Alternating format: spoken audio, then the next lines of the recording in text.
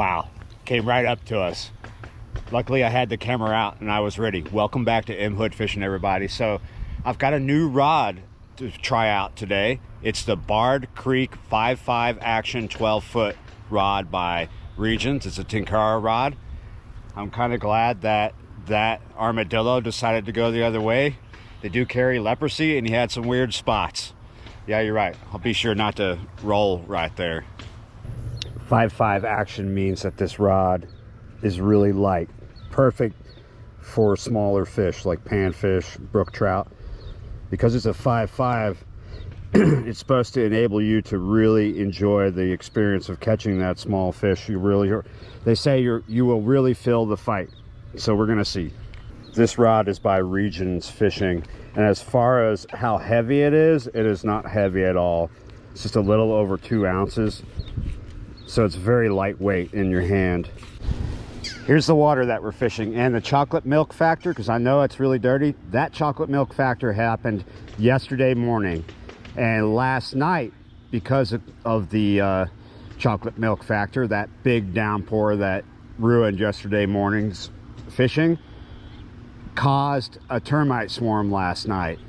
First swarm of the year, and that's usually really good. That means that water temperatures are coming up, because you need a sustained ground temperature and a lot of moisture to make a termite swarm happen. And every time you get a termite swarm, in my experience over the years down here, after 20 years of being here, that usually coincides with warmer water temperatures. The water temperatures usually come up enough for fish to start being super active, and it coincides with that first swarm. It usually means that alligator gar are just becoming very active. You got the right water temps for them. You got the right water temps for catfish. The river is at 68 right now, and that is a prime temp. Things will start happening, going crazy at that temp, and other places as well. So carp, last night I was looking for carp, but I found too many alligators. Let's see what I'll find in the chocolate milk today. I came up here to this drainage ditch because it's higher up, and I was expecting it to be cleaner. If this is what this looks like up here, where this drains to an area that I fish a lot, it's probably worse. But there are some fish that are active in here, and we are here at a good time, and it's just after 5. I chose to come the long way here to get on the opposite side of this because I'm standing in the shade. It is a hot day. So I'm fishing a 4.5 level line. That's about 13 feet, even though this is a 12-foot rod, and my tippet is about 4 feet.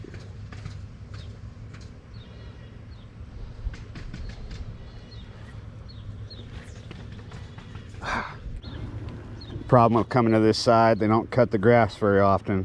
So here's the fly that I'm using. It is a Hatchie Kabari. There we go, there was a bite. Well, so far I would say that this rod is casting okay. I've only done a few casts with it.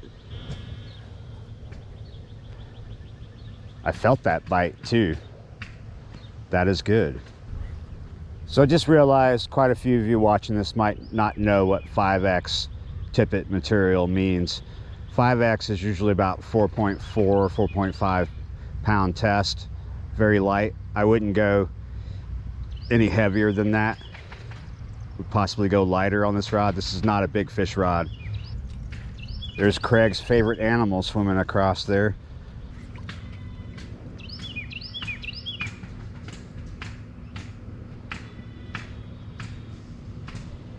Oh, fish on. Yes.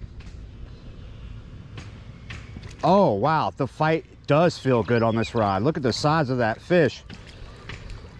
I probably could do good to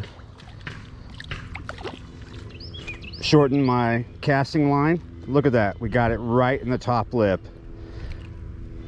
But I do have my landing net here, and I kind of like the long line. I'm keeping for bait today. It was a good gill.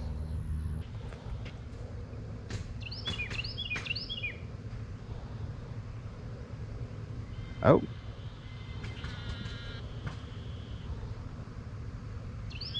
Fish on. Oh, oh, we're not microfishing today. Yes, I felt that. Just the tiniest little thing. I felt that hit. That is awesome. I love that. I'm loving this rod already.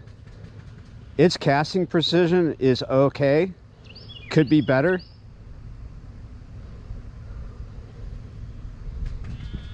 Also, it also could be me. I could be better at casting precision, but some Tenkara rods just don't work out for precision. They're too stiff, or they got too much of a wobbly tip. Got little guys hitting it right now. Look at that. Oh, we missed them. It's just a little guy, but they're kind of stacked up right in here.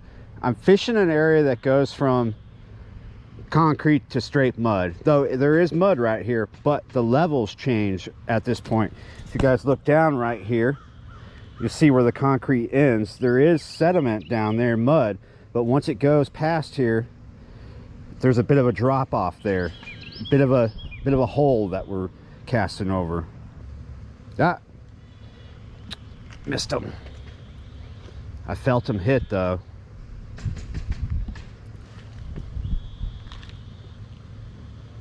Whoa, nice fish on.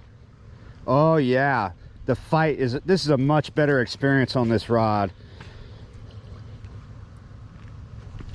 The lighter the rod, the better the experience for catching any kind of panfish. It's just much funner for you.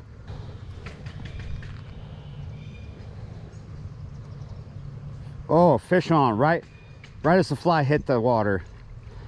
Yes. Well, that one's not too bad. Whoa, got a fighter here. This one's got really fired up colors. Look at that. My goodness, you got a sunset breast. All right. Standing in the shade is not just because I want to stay cool. It can be a tactical decision. Fish can't really see you that good if you're standing in the shade, because you're less likely to reflect light. But in this situation, it's even harder for them to see me, even if the sun was on me, because the water's so dirty and stained.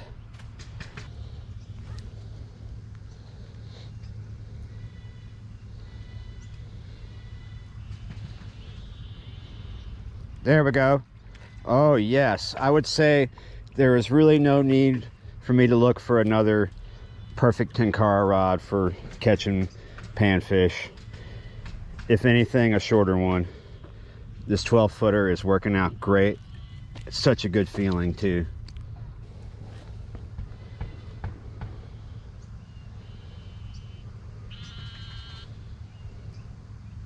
Wow, there are some big fish moving water around in this swim right now. I'll come a little closer into this side here. Slowly drag that fly through there. There we go. Oh, we missed him. Let's see if he's still in that area. It's pretty easy to miss fish when you're doing this. It's not that I didn't see the bite, it's just that I struck and the hook wasn't in his mouth. I do have bite indicators and I plan on using them very soon, but not for this rod. Oh, this is such a good fight right here. It's because it is going to be a red ear, I believe. Yes. Oh, that was a lot of fun too. That is a nice red ear. Really nice red ear. Nice, got him. Oh, I can really feel the fight again.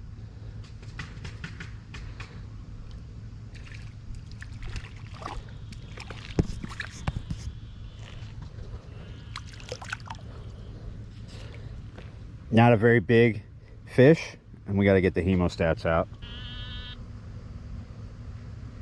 Got him. Not very big.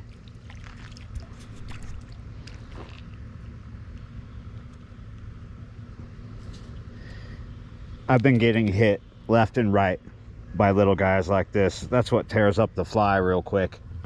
Let that little guy go. Got him. Yes. The hookup ratio on these little guys seems to be better the slower I drag the fly. I was gonna let that one go anyway.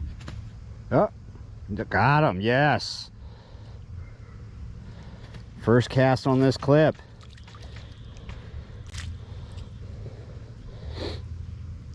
Wait a minute, what's going on here? Nice, got him.